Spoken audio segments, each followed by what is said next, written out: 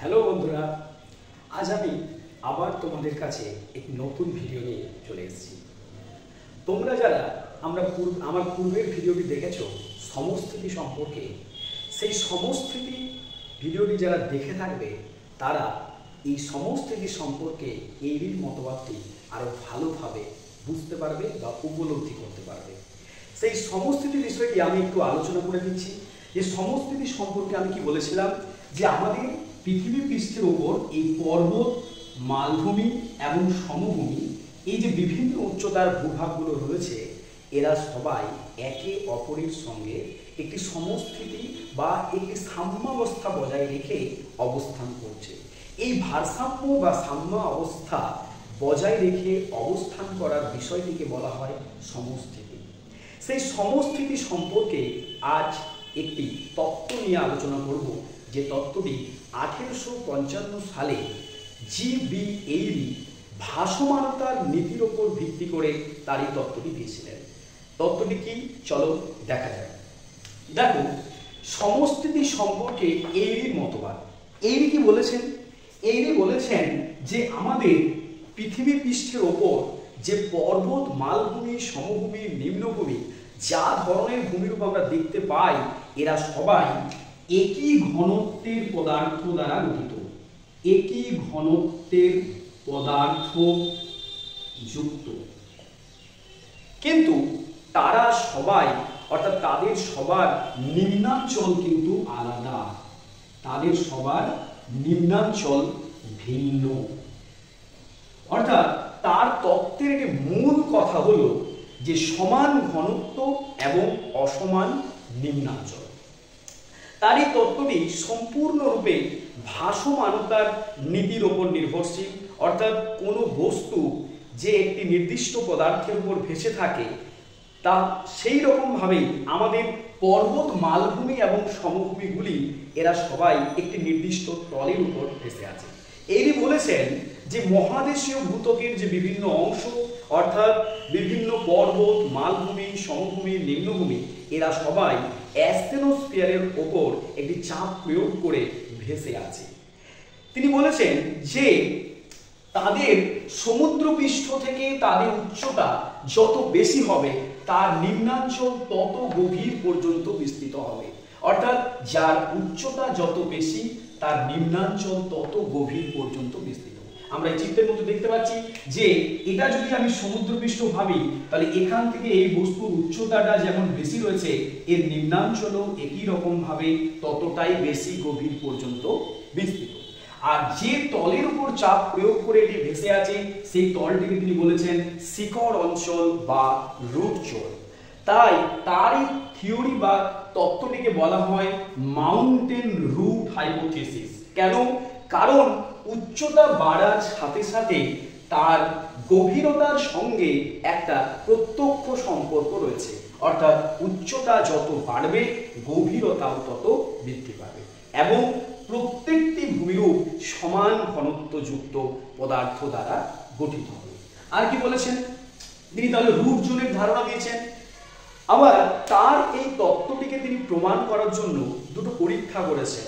একবার তিনি পরীক্ষা করেছেন কতগুলো কাঠের টুকরো নিয়ে জলে ভাসিয়ে দেখেছেন যে কাঠের টুকরোগুলি বিভিন্ন উচ্চতায় ভেসে আছে।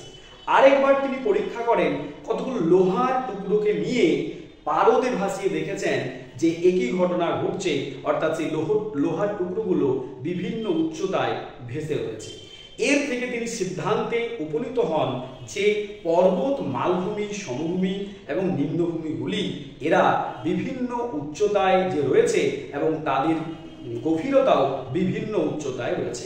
তাই তার তত্ত্বটিকে বলা হয় সমান ঘনত্ব এবং অসমান নিম্নাঞ্চল। তার এই তত্ত্বটি 1855 সালে প্রকাশিত হয়। তার তত্ত্বটি পুরোপুরি যে জিনিসের উপর নির্ভরশীল, সেটা হলো ভাসমানতার ধর্মের উপর ভিত্তি করে তার এই তত্ত্বটি প্রতিষ্ঠিত। সমুদ্রপৃষ্ঠ থেকে উচ্চতা যত বেশি হবে, তার নিম্নাঞ্চল তত বেশি গভীর পর্যন্ত বিস্তৃত হবে, কিছুটা হিমশৈলের মতো। আমরা জানি যে হিমশৈল থাকে 1:9 অনুপাতে ভেসে থাকে। দেখা যায় তার 1 ভাগ জলের উপরে থাকে এবং 8/9 ভাগ জলের নিচে থাকে।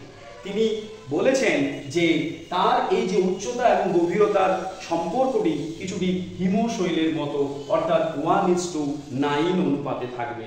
অর্থাৎ 1 ভাগ যদি জলের উপরে থাকে, 9 ভাগ থাকবে জলের নিচে। তাই তার থিওরিটিকে বলা হয় মাউন্টেন রুট হাইপোথিসিস, যে অর্থাৎ উচ্চতার সঙ্গে গভীরতার একটা প্রত্যক্ষ সম্পর্ক রয়েছে। আর তিনি রুট জোনের ধারণা দিয়েছেন বা শিকড় অঞ্চলের ধারণা দিয়েছেন।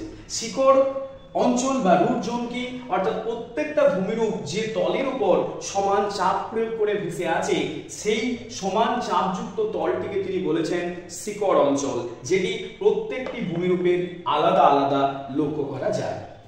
তিনি দুটো জিনিসের উপর পরীক্ষা করেছেন, আমি বললাম, একটি কাঠের টুকরো নিয়ে জলে ভাসিয়ে দেখেন, আর একবার লোহার দণ্ডকে পারদে ভাসিয়ে পরীক্ষা করেন। এটি ছিল তার তত্ত্বের মূল ধারণা বা মূল বক্তব্য। পরবর্তীকালে বিভিন্ন বিজ্ঞানী এইরির এই তত্ত্বটিকে কয়েকটি সমালোচনা করেন, এইরির তত্ত্বের কয়েকটি সমালোচনা করেন। সমালোচনা কি? 1 নম্বর, যে এই প্রত্যেকটি বস্তু বা প্রত্যেকটি ভূমিরূপ সমান ঘনত্বযুক্ত, যেটা কিন্তু দেখা যায় যে প্রত্যেকটি ভূমিরূপ সমান ঘনত্বযুক্ত পদার্থ দ্বারা গঠিত নয়। দ্বিতীয় নম্বর, এই 1:9 অনুপাতে ভেসে থাকা, বিজ্ঞানীরা বলেন বা ভৌগোলিকরা বলেন যে যদি আমরা দেখি যে মাউন্ট এভারেস্টের উচ্চতা 8848 মিটার, যেটা আমরা জানি 8848 মিটার, তাহলে তার নিম্নাঞ্চল 9 গুণ বেশি নিচে থাকবে, যেটা 79,632 মিটার গভীরে থাকার কথা, যেটা আমাদের এই কম ঘনত্বের শিয়াল বেশি ঘনত্বের সীমার উপর এতটা গভীর পর্যন্ত বিস্তৃত হওয়া সম্ভব নয়।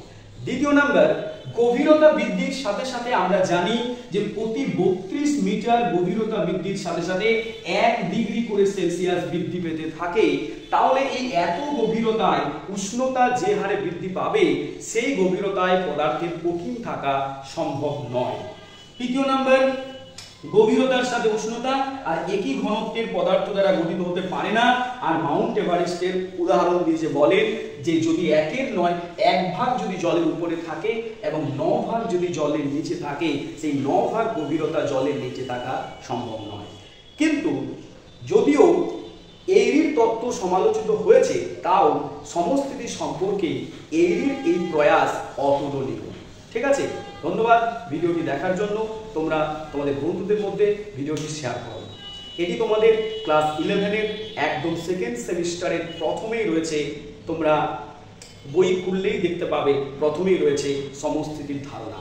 আর তোমরা যারা আমার পূর্বের সমস্থিতি ভিডিওটি দেখোনি, এক্ষুনি চ্যানেলে গিয়ে ভিডিওটি দেখে নাও, তাহলে এই সমস্থিতি সম্পর্কে এইরির মতবাদটি বুঝতে সুবিধা হবে। ধন্যবাদ।